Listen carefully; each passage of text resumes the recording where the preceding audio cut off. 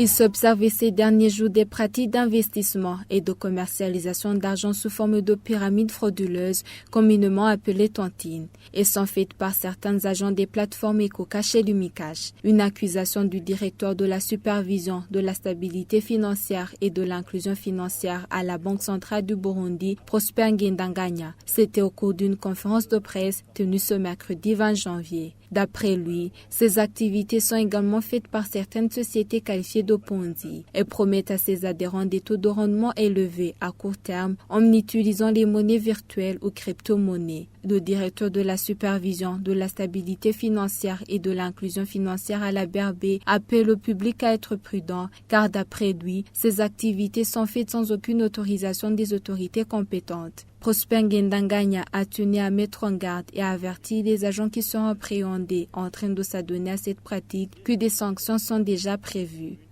La Banque de la République du Burundi a été alertée de l'existence d'activités d'investissement et de commercialisation d'argent sous des formes pyramidales frauduleuses, communément appelées ikirimba, qui consistent à collecter les fonds des investisseurs en faisant miroiter des rendements élevés à court terme et payer des rendements éphémères aux premiers souscripteurs au détriment de nouveaux adhérents. Ces pratiques se font également sur EcoCash et Lumicash.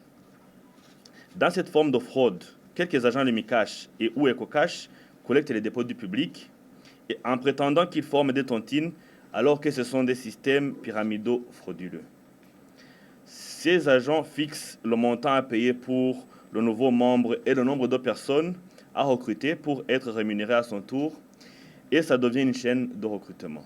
Toutes ces pratiques se font dans l'illégalité, sans aucune autorisation des autorités compétentes, et les praticiens s'exposent à des sanctions pénales, légales et réglementaires parce qu'ils exercent des activités d'intermédiation financière réglementées par la Banque centrale sans son autorisation préalable en vertu de l'article 12 de la loi numéro 1/17 du 22 août 2017 régissant les activités bancaires.